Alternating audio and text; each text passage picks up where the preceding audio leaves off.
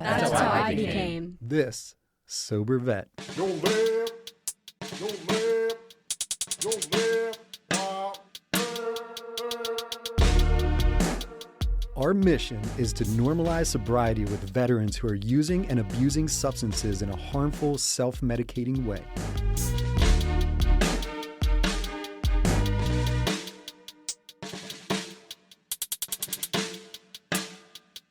Welcome to This Sober Vet. My name is Joe Urick, and if no one told you yet today, sobriety looks good on you. I am a Global War on Terrorism Army veteran, and I am a little over 3.5 years sober, and I wake up every day proud of that fact. So I'm just going to jump right in. I'm rolling solo today. I'm going to jump into something very cool I heard on IG that I definitely think you guys can all relate to. Sobriety is more than just putting down the drink. It's picking up life. It's waking up without regret, looking in the mirror with pride, and learning to love the person staring back. It's the quiet strength of saying no, the raw beauty of feeling everything, and the courage to heal what was once numbed. It's laughter that isn't forced, sleep that isn't haunted, and peace that isn't borrowed. Sobriety isn't a punishment, it's a second chance, a love letter to yourself, and the greatest gift you'll ever give to your future. If there was a mic I could drop, boom, I would drop it right now. Such a beautiful thing. So today I'm very excited. We have a 8-year Marine veteran, 8 years sober Marine veteran. His name is Jerry Jones. And welcome to the show, Jerry. Good to have you here. Good to be here, Joe. I'm going to start with a quick congratulations, man. 8 years is no joke. That is a huge accomplishment. Yes, sir. Very nice, very nice. So let's kind of start back at the beginning. Do you want to tell us why you chose the Marines? Yeah, it was a tradition in my family to be a Marine, and I had a cousin who was in Panama when I was about 11 or 12, and I knew right then, man, that I got to wear those dress blues. Nice, nice. Those are enticing. I could totally understand that. Now, what year did you join? How old were you? I was actually 21. No, I turned 21 at Paris Island. I was 20 years old before I joined. Had a girl that kind of kept me around a little bit, and so I just, when I turned 20, I'm going. If I don't do it now, I'll never do it. So. And then how many years did you end up serving? I had 4 active and 4 reserve. And did you get any deployments? You get to have any fun? I went to. I was in Okinawa for 18 months. I was in Korea for a deployment called UFL, Ultra-Focus Lens. We were over there for about 7 to 9 months. I turned 50 this year, so my memory's not what it once was. All good, brother. All right, so the main focus of our podcast is to discuss addictions and discuss journey to sobriety. So do you want to tell us what your addiction of choice was? Well, it started as alcohol. And when I got out of the Marine Corps, I didn't fit in anywhere anymore. Nobody was drinking at that time. I know you probably remember the big Oxycontin deal out there. That's what everybody was doing around my hometown. So I put down, the Bud Lights and the Jack Daniels and just, started doing those things. And that would end up being, my demon. So drinking, now, did that kind of start in the Marines? Were you drinking prior, or where did that start? I started probably in the 11th grade. Me and a few buddies of mine, thinking back, we went out to the woods every weekend to get away and to drink. And, thinking back, I can so see some of us are like us, alcoholic, and others, they could care less whether they win or not. We be, come on, we peer pressure. But, yeah, man, my father was an alcoholic. He died at the age of 53 from this disease. Oh, I'm sorry to hear that. Yeah, he died when I was 17. So, I mean, I guess I didn't understand, or maybe didn't care. uh, what this disease was at that time. Yeah, I'm sure you're doing some numbing too, because that's a tough thing to deal with at that age, you know? Yeah, Yeah. that's tough. Well, I could totally relate because that's when I started drinking was early in high school, and it flipped a switch in me, and I was like, yes, I've arrived. Like it literally was like spinach to Popeye. Like, yes, that was it. So I think you could relate. And then when we joined the military, it's just so ingrained in that culture too, because now you're around all these alphas and you're like, just, yeah, it's an easy way to just continue down that path, you know? But it's kind of interesting what you said when you came home that people weren't drinking. So did you have any issues stopping drinking or you just kind of replace it with the oxys? Well, I kept drinking for probably about a month and a half, and my children's mother, she told me, I don't like you when you're drinking. And she was doing drugs. So, I'm like, well, what it was is, and I can freely talk about it now, she didn't want me doing that. So I would do what she was doing. Mm. She was an addict already and, you know, it sucked me right in. I don't blame her. I, you know, uh, but yeah, that's how it happened. That's rough. So, I mean, ultimately it is your choice, but it sounds like she was a little convincing and kind of Yeah, getting you yeah. to go that route. Now, when you started with that, what was the difference between, I've never done that. What was the difference between your experience from when you're drinking to when you're doing Oxy? The oxy, like the first time I done it, it made me so sick, and I was dead set against drugs, man. I mean, I came up in the just say no, dare vehicle coming to the school, and I was on that train. And but it started out trying it with her just to make her happy because I'm a people pleaser, and that's how it started, man. Do you remember the commercial? This is your brain, and then this is your I brain on do. drugs with the egg. Yeah. I Yep. so do, man. Nice. That is awesome. Yeah, I remember that. Attention veteran entrepreneurs, we've got a special announcement just for you. Marathon Business Advisory Services is proud to present a unique opportunity, a J-Dog franchise, veteran owned and ready for its next chapter. Whether you're looking to own your first business or grow through acquisition, this could be the perfect fit. And the best part, it's completely confidential, with no cost and no obligation to explore the opportunity. Just reach out to Jay Calandra at j.calandra@marathonbas.com to learn more. Support veteran success. Build your future. Let Marathon guide the way. So now you and this girl are doing oxys, and then when did you kind of realize, like, you know what, I've had enough, or this is starting to be an issue? What was kind of your red flag with that? I knew within 2 months that I had a problem, Okay. but this is gonna blow your mind. I was 42 years old when I asked God to take me from this earth because I couldn't go on. So that's had about 20 years of using there. Wow. Mm. And, So and God did show up though with handcuffs, and so that's how I got into veterans treatment court, man, and that saved my life. wow, interesting. So if you don't mind, can you discuss what caused the handcuffs? Was it something you did, something that happened to you, or? Well, another girl took me to a different place, and her drug of choice was crystal meth. So that was easy for me to fall right in because I had already had like 17, 18 years of drug use and abuse behind me. And once I started doing that, it was like I was Superman.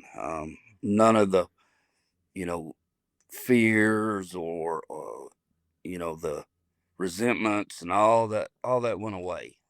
And it was just a cycle of trading one drug for the next to numb, you know, uh, I guess just wanted to be accepted in the world, I guess.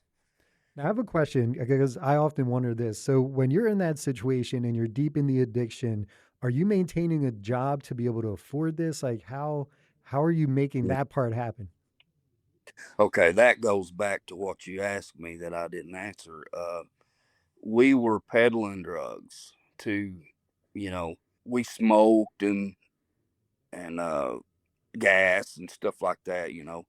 So that's how we survived, was just selling this, selling that, and in AA we we don't talk about the problem so much. And it's more the solution. So I've not spoke about this to anybody other than my sponsor. Thinking back. Yeah, well, I appreciate you opening up, and I'm sure our listeners do too, because there could be someone listening right now that was exactly in your shoes. So yeah, so now you're absolutely right. Let's get to the good stuff. So after you got the handcuffs on, that's when you're like, all right, enough's enough. So step one, was it mandatory to go to Veterans Court, or like how did that process start? After being locked up for 9 months, now they hit me with a 10-year prison sentence Oof. for manufacture, sale, and delivery. So when they did that, they also said, we have a program. They saw my tattoo and, hey, are you a veteran? Do you have an honorable discharge? The whole DD 214 spiel. And so luckily, man, my mother and my dad, or my stepdad, they they wanted me to be locked up because they knew where I was. Does that make any sense? Maybe to save you from yourself. I mean, I don't know what the situation was, but. It was the right thing to do. That's it's love. That's all I know, Hmm. is that they love me, and they knew where I was if I was in jail, and I was eating and had a place to sleep. Right. They jumped through all the hoops to get my DD 214 to these people because I'm a stayed away from them. And my parents, well, my mother and stepfather, they really, I don't know who you believe in, Joe, but I believe in Christ. Amen. Christ worked for my parents, man. Good. I get choked up, but That's love. That's love what they did. That's huge. All right, so they got the DD 214. So then that opened up the gateway to Veterans Court. And then what did you think that process was like? Was it difficult? Was it seamless or? well, it wasn't. It was difficult to be sitting in jail, not knowing whether you were accepted or not. But they set it up like that, for you to sit with yourself, if you will, and to get that pain out. And in jail, I started going to this service that they had. It's a church service that they bring in, from the outside. And that's really where I gave my life to God. And uh, man, it was a it was a process. It took like 9.5 months to get to recovery court. Okay. But that's a beautiful thing. So, to answer your question, yes, I'm definitely a child of God. I'm very religious, and that was a huge part of my sobriety journey. Was leading on my faith. And just this past Sunday at church, we had this lady who was from South Africa, and she works with a lot of prisoners down there.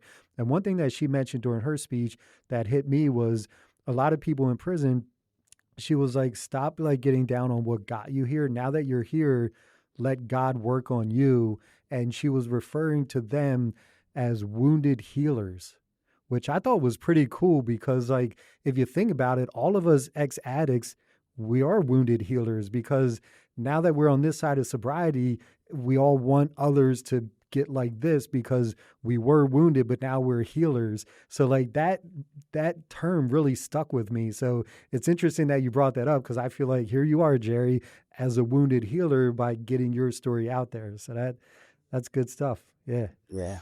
So next step. So then you completed the veteran court process, and how long was that? Like a year, or how long did that take? I was residential treatment court it was actually behind the fence at the prison.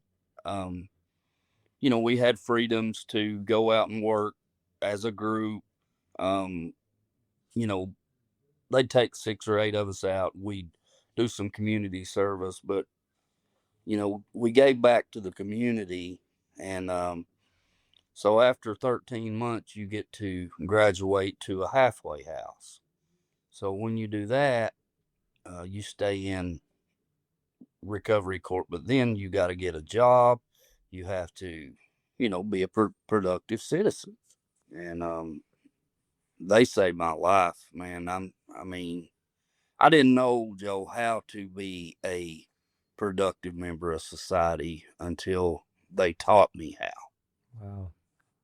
That's pretty wild, but that's good though. And now here you are, 8 years sober. So, what were some of the things in the beginning that you kind of went through? Like, did you have any issues where you almost relapsed, or did you have any thoughts of that, or once you were done, you were done?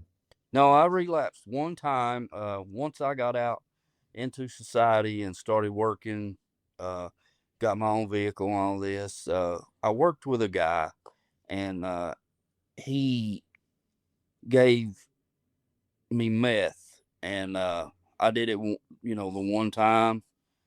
So I went back to treatment court, told on myself because I knew, man, there's no there's no success in using anymore. Amen. So from that point on, that was November the 11th. Veterans Day. Yeah, Yeah, that's my sobriety date. that's awesome. That's a great sobriety date. Dude, good for you. So, what are you doing now to continue to stay sober? Are you in AA? Do you go to meetings or what? I go to meetings every Sunday morning. I go to a meeting we have at 10 a.m. and I have a sponsor. Life is good, man. There's nothing in your life that big book of Alcoholics Anonymous can't help you with, along with the big book, the other big The book. good book. Yep, absolutely. Are you enjoying these stories of veterans totally rocking it with sobriety? Here at This Sober Vet podcast, we want to keep bringing these warriors' tales of triumphs to you. However, we need your help to make that happen. We're in need of sponsors for This Sober Vet podcast. That's right, now's the time to show your support, advertise your brand, or just make a monetary donation. It's easy. Just go to our website, www.thissobervet.com. To become a sponsor, fill out the form on our contact page. To donate, just click on Support the Mission. Let's keep shining a light for those still in the dark. So I'm assuming the women now you deal with are nice and sober as well, so there's no temptation Right. there? Good. I met my wife in the rooms of Alcoholics Anonymous. Okay, there you go. Got married June the 25th of 2022. Nice. And we have a 4-year-old daughter. Awesome. She's autistic, but dude, I didn't know what love was until that little girl came into my life. Nice. She's just the bee's knees. Mm-hmm.